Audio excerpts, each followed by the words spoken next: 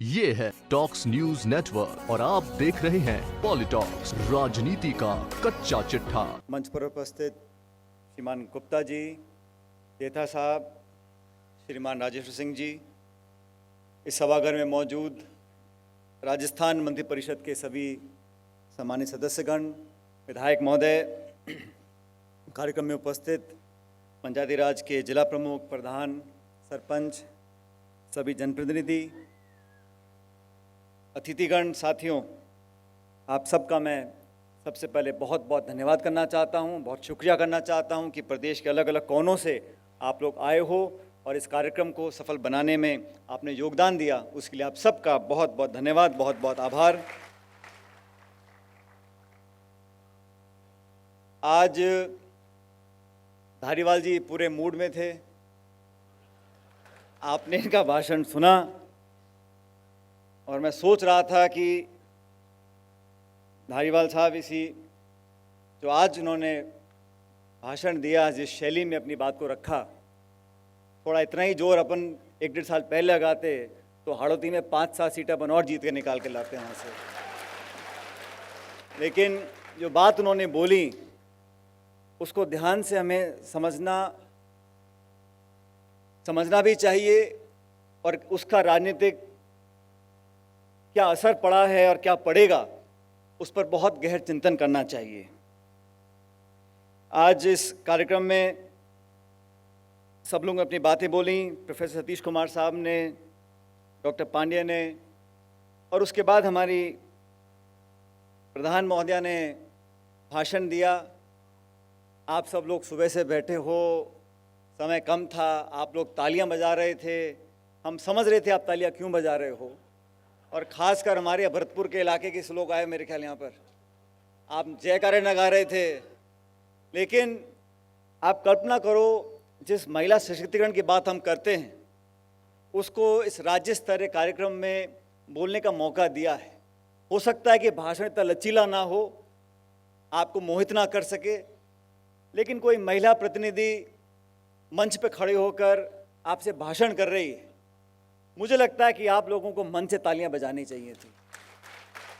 लेकिन उसके बाद हमारी प्रमुख साहब आई, जो ठेठ पाकिस्तान के बॉर्डर से जिले की आती हैं, और श्रीमती अंजना मेघवाल जी ने जो भाषण दिया उसको आपने ध्यान से सुना, क्योंकि उन्होंने आपको शुरू में टाइट कर दिया। उन्होंने कहा मैं यहाँ पर आई हूँ, तुम सब समझ लो, और अच्छा भाषण दिया।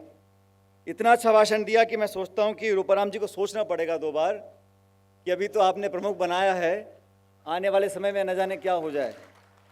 लेकिन जो देश आज का कार्यक्रम है, राजीव गांधी जी के 75वीं जन्म शताब्दी का जो आज आयोजन हम लोगों ने किया है, और साल भरे आयोजन सरकार और कांग्रेस पार्टी दोनों मिलकर मनाएंगे, ये एक गौरवमय दिन है।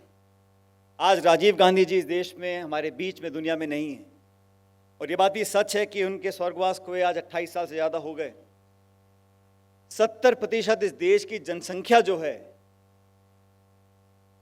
वो उनके गुजर जाने के बाद पैदा हुई है।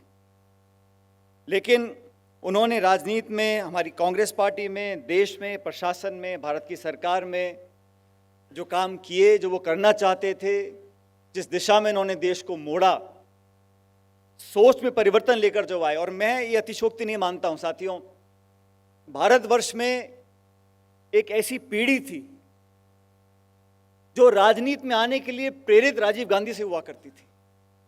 उस पीढ़ी के लोग शायद कांग्रेस के समर्थक ना भी होते हों, लेकिन राजीव गांधी जी के विशाल व्यक्तित्व को देखकर, उनके चेहरे की मुस्कान को देखकर, उनकी साफ शैली और काम करने की क्षमता को देखकर, और उनके सरल स्वभाव को देखकर लोग प्रभावित थे।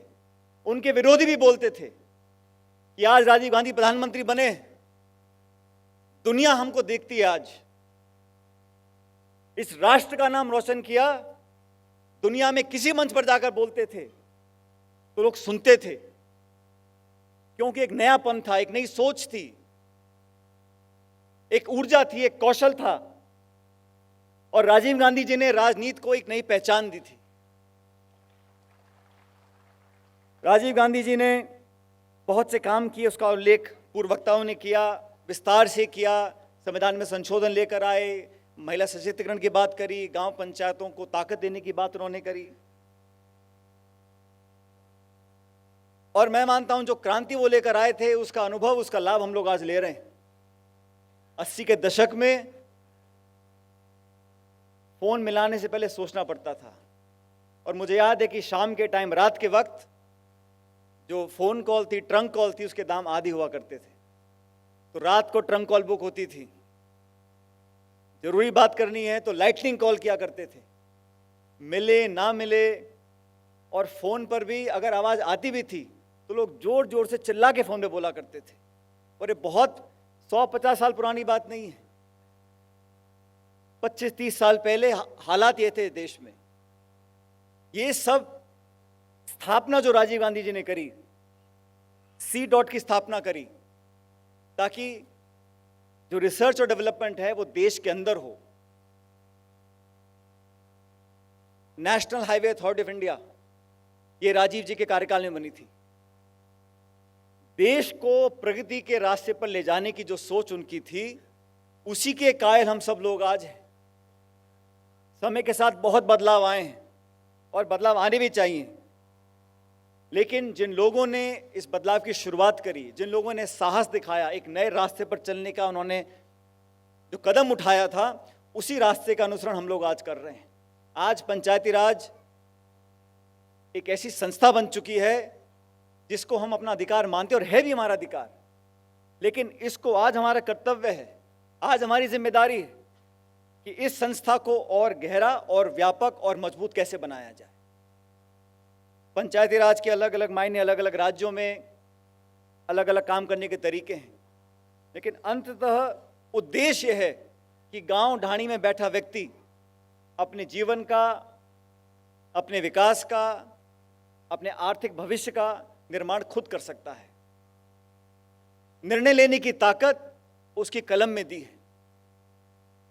आज हमें उसको ताकतवर बनाना है। और मुझे बताते हुए खुशी है, 9 महीने पहले जब सरकार बनी थी आप लोगों के आशीर्वाद से, तब से लेकर अब तक हमने कुछ ऐसे कदम उठाए हैं। पिछली सरकार के कार्यकाल के अंत में नरेगा के माध्यम से सिर्फ 9 लाख लोग रोजगार पा रहे थे। मुझे खुशी है कि आज 33 लाख लोग नरेगा से रोजगार पा रहे हैं। ये वही योजना है, वही अधिकारी हैं, वही कर्मचारी हैं, वही 7 करोड़ लोग हैं। संकल्प शक्ति अगर हो और सचमुच आप लोगों की मदद करना चाहते हो तो साधनों की कमी नहीं आती है, लेकिन इच्छा शक्ति होनी चाहिए, करने का संकल्प होना चाहिए। धारीवाल साहब ने बताया, पूर्ववर्ती सरकार ने कहा कि इतने पढ़े लिखे लोग होने चाहिए सरपंच के लिए, प्रधान के लिए, 8वीं 10वीं। हमें लगा ये हमारे मौलिक अधिकार के खिलाफ है। ऐसा नहीं है कि कांग्रेस पार्टी नहीं चाहती कि पढ़े लिखे लोग राजनीति में आए, आने चाहिए। साफ छवि के लोग, नौजवान लोग, ऐसे लोग जिनका देश के भविष्य में विश्वास हो, जो शिक्षित हों, पढ़े लिखे हों। लेकिन आप लोगों को वंचित रखो क्योंकि आप 10वीं पास नहीं हो, 8वीं पास नहीं हो। हमारी पार्टी ने, हम विपक्ष में थे तब निर्णय लिया था कि हमारी सरकार बनेगी तो हम सबसे पहले इस शिक्षा के जो मापदंड बनाए हैं आपने, इनको हम खत्म करेंगे। मुझे खुशी है कि हमारी सरकार ने इस काम को किया। सांसद बनकर देश का नीति निर्माण हम कर सकते हैं, विधायक हम बन सकते हैं, मंत्री बन सकते हैं, मुख्यमंत्री, प्रधानमंत्री बन सकते हैं, लेकिन गांव में हैंडपंप कहाँ लगेगा, कुआं कहाँ खुदेगा, खरंजा कहाँ खुदेगा, उसके लिए आपको 10वीं पास होना पड़ेगा। ये मापदंड जो लगाए थे हमें लगा गलत था। मुझे खुशी है कि सरकार ने, हम लोगों ने इसको खत्म किया है। राजीव गांधी जी लेकर आए थे दल बदल कानून, लेकिन ये दल बदल कानून पंचायती राज में या नगर पालिकाओं में लागू नहीं होता।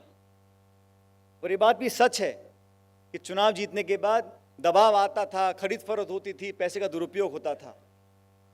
इसलिए मुझे खुशी है कि प्रदेश की सरकार ने सीधे चुनाव करने की बात करी है। अभी विष्णु लाटा जी ने लंबा भाषण दिया, मैं समझ सकता हूँ, जयपुर के चुनाव आ रहे हैं, आपका लंबा भाषण देना बनता था, लेकिन लॉटरी निकलेगी मुझे पता नहीं, वो सीट किसकी आएगी, महिला की होगी, पुरुष की होगी, ओबीसी की होगी, लेकिन फिर भी आदमी प्रयत्नशील रहे, यही राजनीति है। प्रयत्नशील रहना चाहिए। अभी हमारे जिला प्रमुख जैसलमेर की बोल रही थी कि पूछा गया आपको आरएएस का एग्जाम देना है, चुनाव लड़ना है। मैं समझता हूँ कम से कम इस हॉल में जो लोग मौजूद हैं उनमें से आप किसी से पूछ लो, वो सब चुनाव लड़ने की बात करेंगे। आरएएस हो, आईएएस हो, कोई सा एग्जाम हो, लेकिन राजनीति की तरफ आकर्षित लोग तब होंगे जब अच्छे परिणाम आएंगे। आज बहुत सारे ऐसे लोग हैं जो राजनीति से दूरी बनाए हुए हैं, खासकर नौजवान पीढ़ी। राजीव जी का सपना था कि नौजवानों को सिर्फ उम्र कम करने तक उनका सोच सीमित नहीं थी कि आप 21 के जगह 18 साल के हो जाओ, लेकिन राजनीति में इन्वॉल्व कैसे रहें, अपनी हाजिरी दर्ज हो, वोट के साथ साथ जवाबदेही तय हो।